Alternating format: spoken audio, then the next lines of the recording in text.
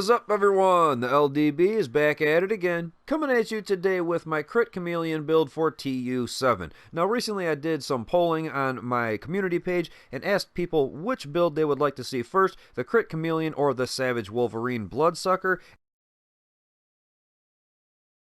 And, well, the Chameleon won. So if you're a fan of crits, this build is definitely for you, but don't worry, the Wolverine build will be coming up next, I'm thinking in the next day or two, so definitely stay tuned for that. And as always, if you enjoyed or find this video helpful, please do me a huge favor and smash that like button, subscribe for future content if you are new to the channel, and feel free to drop a comment down there below. So let's get into this. Alright everyone, so first things first, I'm going to be using the Firewall specialization for this build. I don't even know if the Firewall is necessarily the best per se for this type of build, but as of lately it has been the most fun that I can use, and that is a big thing for the game right now. If you don't have that fun factor going on, it's just like hanging up until year 2, keep your fingers crossed, hope for the best, right? I don't want to do that. I want to keep trucking along and just play the game. I enjoy the game, and these things have made my life a whole lot easier. They basically just pop into a bunch of mini grenades. They detonate in a large area of effect, as it says right there.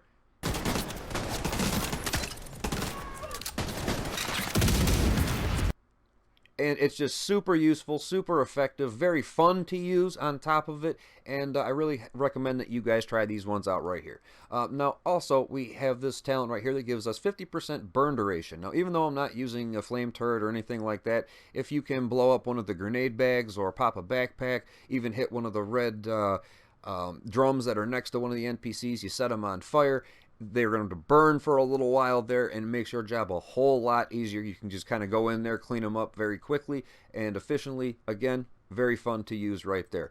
Now, probably the best one on this tree that I really enjoy, they finally got an armor kit talent right. I love this one. I hope they don't nerf it. Keep your fingers crossed about that. Your armor kit recovers 200% armor and 200% health over the next 10 seconds. So it's not instant, but you get that 200% armor. So no matter what armor you have on your build, you pop one of these and you're going to get a whole lot of armor back, and even plus some, right? Very effective and efficient. I love this right here. Now, one more down here at the bottom that I just want to go over. Fiery response. On armor break, apply burn to enemies within 5 meters. Now, this is really effective against those rushers, you know, the guys with the little batons come up and smack you in the face. If they break your armor, all of a sudden they start burning, and it makes your job a lot easier. It's kind of like a haha, gotcha, and you just knock them down, no problem. So that's why I'm using the Firewall. Just wanted to skim over a couple of those, show you those ones, and now let's get on to the build itself. Alright everyone, and here it is. As you can see, we have 10 reds, 6 blue, and 1 yellow. That's right, we got 1 yellow on the build. You know me and my skill builds here.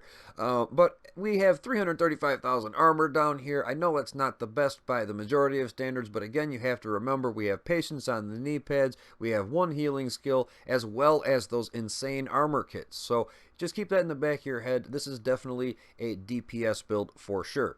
So let's take a look at these weapons here. Alright everyone, and here it is, the Chameleon. Boy, do we got some stuff to talk about on this one. 17.3k per bullet base damage. I know that's not the best, you know, especially for an exotic, especially when you compare it to like a Savage Wolverine, that's 21.4, but the talents are definitely what make this weapon. We have 900 RPM and 50 in the mag. Now, as you can probably tell up there on the top, this weapon only has 2 talents on it. We have Adaptive Instincts and Overlap, but at the same time, Adaptive Instincts is essentially 3 talents in one, so it is what it is. Hitting 30 headshots grants 20% crit hit chance and 50 crit hit damage for 45 seconds. 45 seconds. I mean, that is, I mean, you can do some work in 45 seconds, right? Hitting 60 body shots grants 100% weapon damage for 45 seconds. 100 weapon damage. 60 body shots. That is the easiest thing to proc. It is pathetic, and you definitely feel it as soon as it kicks in. I hope they don't nerf that. I hope they don't nerf that. Hitting 30 leg shots grants 100%, 150% reload speed for 45 seconds. It's click, clack, boom, you're going again. Instantaneous. no reload time at all, essentially, and you just keep on trucking and taking out them NPCs. And we also have overlap. While holstered, gain plus 5% weapon handling. I think the devs did this on purpose because you can't roll that off there. You can't change that bottom talent. And overlap is essentially useless because why would you have this holstered, essentially? Why would you be just running with this weapon holstered? I don't know. I think it's just because the top 3 talents make it so strong that it is what it is. Now, I want to talk about the top talent here, about the headshots, just for a second. So just bear with me, hear me out here. I promise. This is a make or break for how your build's going to work, I guess you could say. Hitting the 30 headshots grants plus 20% crit hit chance and plus 50% crit hit damage 45 seconds. So, in my opinion, there's 2 ways to do this. You could spec 40% crit hit chance and then wait for this buff to come in hand, to activate, and then get that extra 20% crit hit chance, maxing you out. Or you could be like me and just say, the hell with it, I'm going to max out my crit hit chance, and that way when I get this, I'm going to be getting that extra crit hit damage and solely focusing on that. Because, and this is a big because, the weapon has terrible range. We're talking 15 meters is what it says on the stat sheet. 15 meters.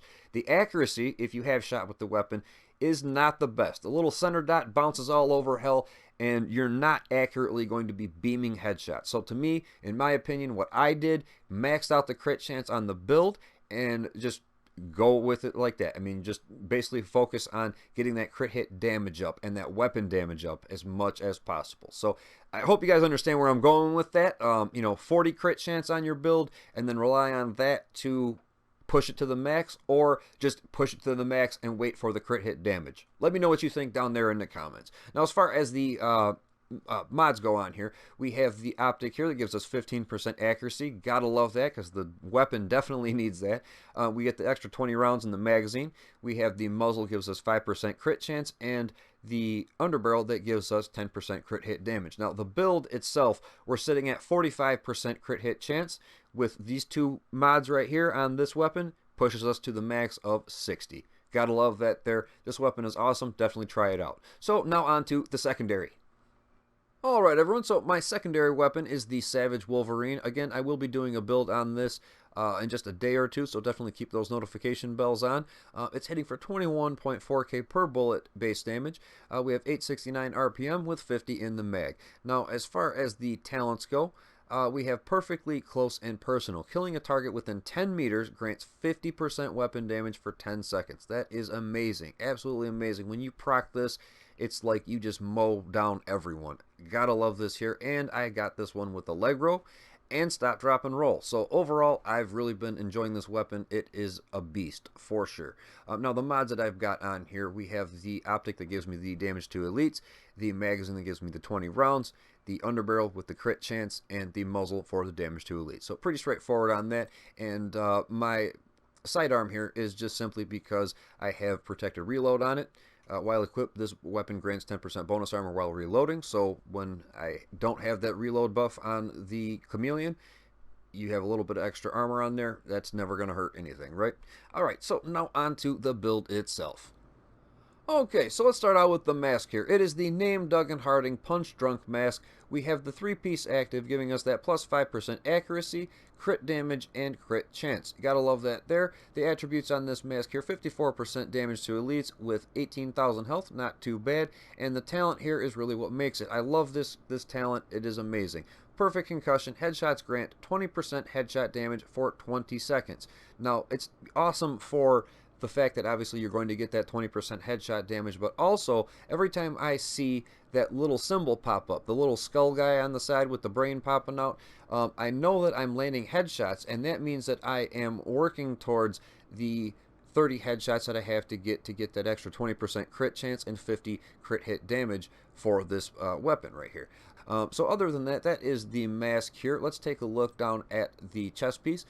This one here is pretty good. It's got the talents that I need, things like that, but the base armor on it can definitely be a lot higher. I've seen the Duggan Harding chest pieces with like 46, 47,000 base armor on it. This one's got 39, but again, it's not a perfect world or a perfect game, and once you get those talents lined up and it's working, I'm going for it. But I will be trying to get a better one with a little bit of higher base armor on there. So the attributes on this one right here, we have the crit damage. We have 13.5 weapon damage with 21,000 armor. Not too bad overall, right? And we also have Berserk, 8% weapon damage for every 20% of max armor depleted.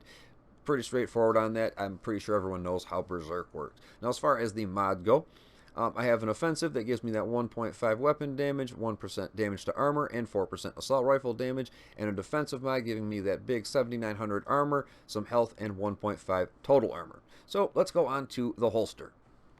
Okay, so for the holster, it is Wyvern. We get that plus 7% crit hit damage just for wearing them, so that's a nice way to get your crit hit damage up just a little bit higher.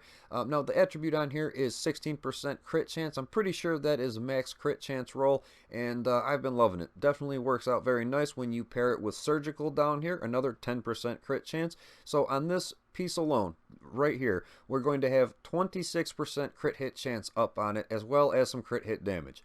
You gotta love that, and it comes with a red mod slot instead of a yellow mod slot if this was Dug and Harding.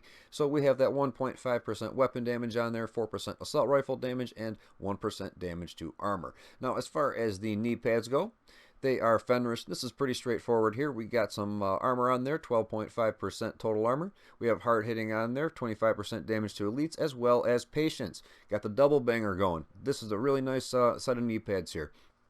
After being in cover for 5 seconds, armor repairs 5% every 1 second. And again, if you are playing your cards right, since we don't have the highest of armor and we have a whole lot of DPS, just go ahead and get into cover. You're going to be getting that healing back. Again, you can have that healing skill. You drop that down. And don't forget those armor kits. Again, I'm pushing those armor kits. Those things are amazing. So let's move on to the gloves.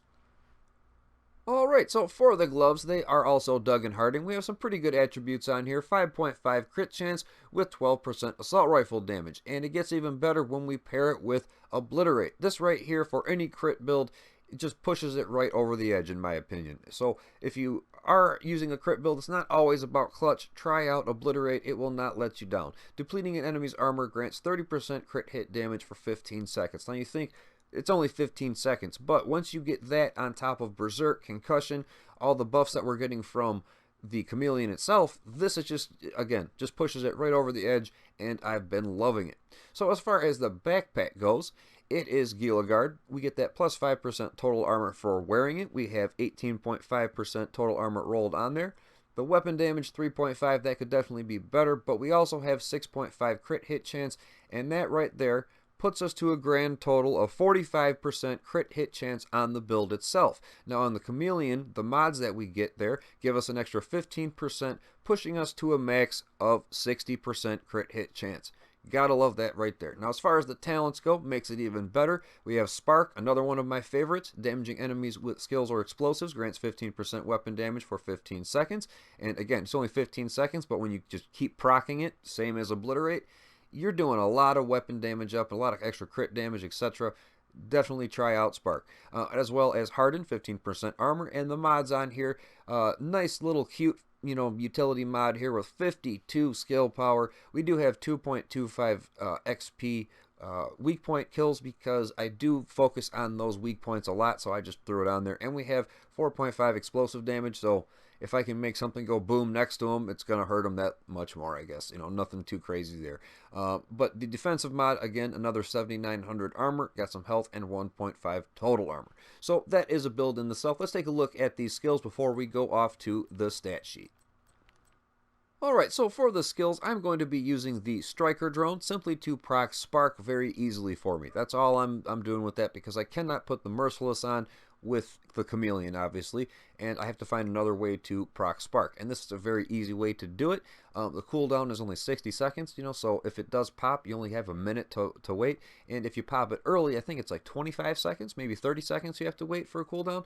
Not bad at all, and very effective. Now, we also have the Restorer Hive here.